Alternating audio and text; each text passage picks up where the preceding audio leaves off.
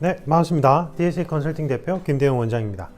이번 영상은 이제 요즘에 이제 공공기관 면접에서 자주 하는 질문 중에 하나가 성인지 감수성에 관한 질문이에요. 근데 이게 이해를 잘 못하는 분들이 많아요. 학원과의 강사분들도 이해를 잘 못하고 예시를 잘 못 드는 경우가 많아서 제가 이제 영상 강의를 올렸고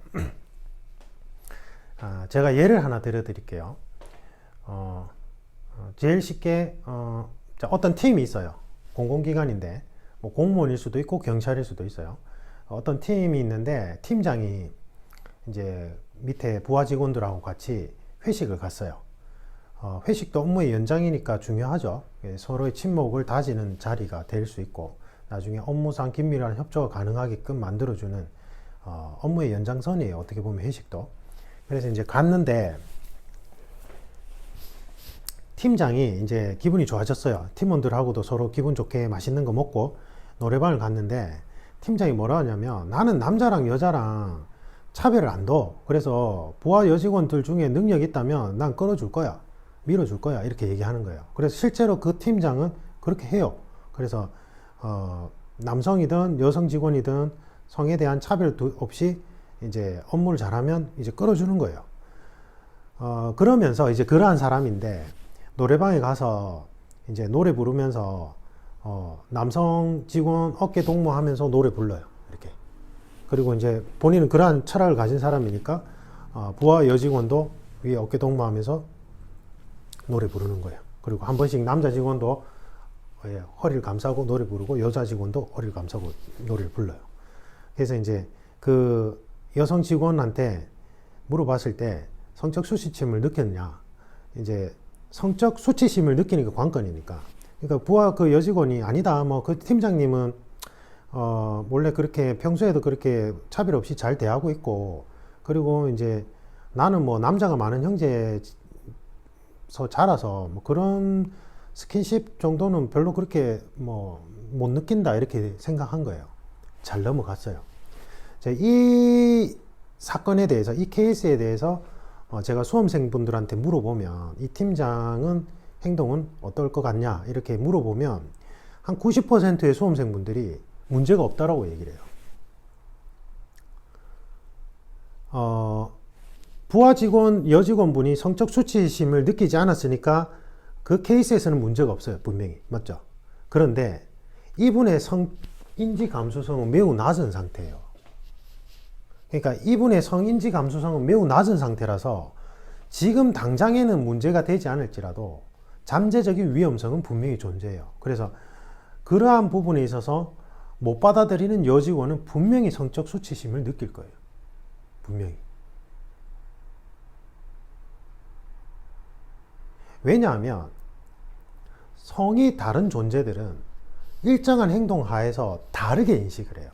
그러니까 여성분들한테 어깨동무를 하는 행위는 내가 남성들과 어깨동무를 하는 것과 개념이 달라요. 남자가 여성분한테 어깨동무를 한다는 거. 그 다음에 허리를 감싸지는 것도 내가 남자한테 하는 거랑 여자분한테 하는 거는 그 대상 성에 따라서 받아들이는 감수성, 그러니까 감정적인 부분이 달라요. 그래서 그러한 차이를 인지를 해야 돼요. 그래서 다른 성에 대한 그러한 차이점을 존중하는 태도를 가지고 있어야 돼요. 그래야지만 성인지 감수성이 발달시킬 수 있어요. 생각해 보세요. 여성과 남성은 서로가 적이 아니에요. 그런데 이러한 성인지 감수성이 낮은 상태가 어디에서 잘 드러나냐면 남성 중심의 조직 문화를 갖춘 곳에서 잘 드러나고, 또 반대로 여성분들이 아주 절대적으로 다수를 차지하고 있는 곳에서도 남성들이 그러한 수치심을 느낄 수 있어요. 그런데 이제 뭐 남성 중심의 조직 문화라고 생각해 봅시다. 그런 상태에서 여성분들은 사실은 우리에게 동료 이전에 어떤 존재예요? 여성분들은 어머니일 수도 있고, 누군가에게 누나일 수도 있고, 여동생일 수도 있고, 누군가의 딸일 수도 있어요. 여성분들은. 그러니까 여성에 대한 존중이 있어야 돼요. 남성도 마찬가지죠. 누군가에겐 아버지일 수 있고, 누군가에겐 아들일 수 있고, 누군가에게는 오빠일 수도 있어요. 그러니까 남성에 대한 존중도 있어야 돼요. 나와 다른 성에 대한 차이점에 대한 존중심이 있어야 된단 말이에요. 근데 아까 그 팀장은 겉보기에는 나는 여자든 남자든 공평하게 대할 거야. 그것까진 좋아요. 근데 그렇다고 해서 내가 다른 성에 대해서 어떤 행동, 액션을 취할 때 똑같이 해버리면 그거는 그 남성과 다른 여성분에게 성적 수치심을 충분히 야기시킬 수 있다는 걸 인지를 하고 있어야 된다는 거예요. 이게 성인지 감수성 개념이에요. 그래서 그분은 분명히 성인지 감수성이 낮고 잠재적인 위험 발생이 있어요. 분명히. 나중에 문제가 될 소지가 있단 말이에요. 그죠? 그래서 그러한 부분에 대해서 여러분들이 명확하게 숙지를 하고 면접에 답변해서 얘기가 나와야 되고, 그 다음에 이제 관련해서 제가 이제 이거는 1대1 코칭 받는 분들한테 제가 말씀드리는 거지만, 성추행 사건이나 이러한 사건들은 당사자가 성적 수치심을 느낀 게 명확하다면 당사자가 조용히 넘어가서는 안 돼요.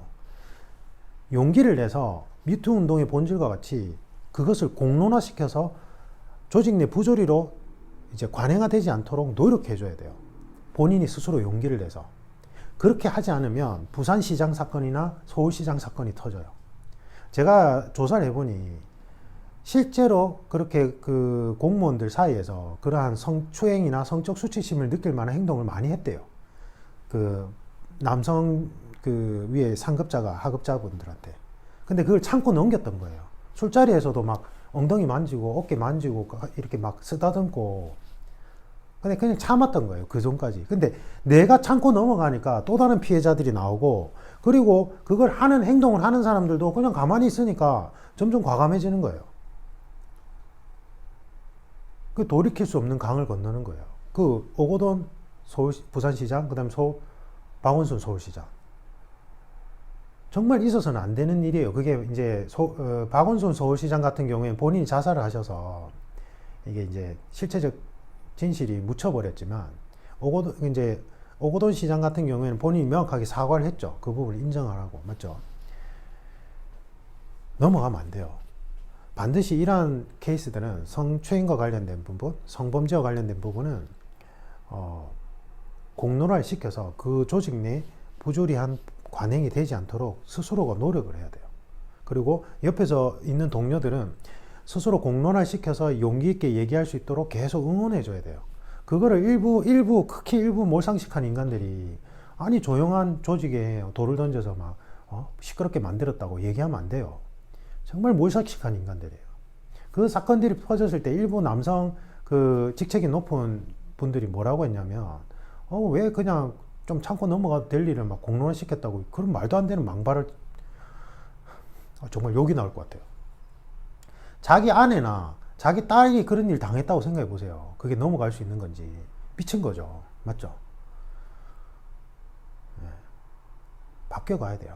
이거는. 그래서 성인지 감수성은 조직 내에서 다른 성에 대한 존중, 그리고 성의 차이에서 오는 본질적인 부분에 대한 이해와 존중이 바탕이 되어야 된다는 거예요. 그렇죠? 한번 생각해 보십시오. 이상입니다.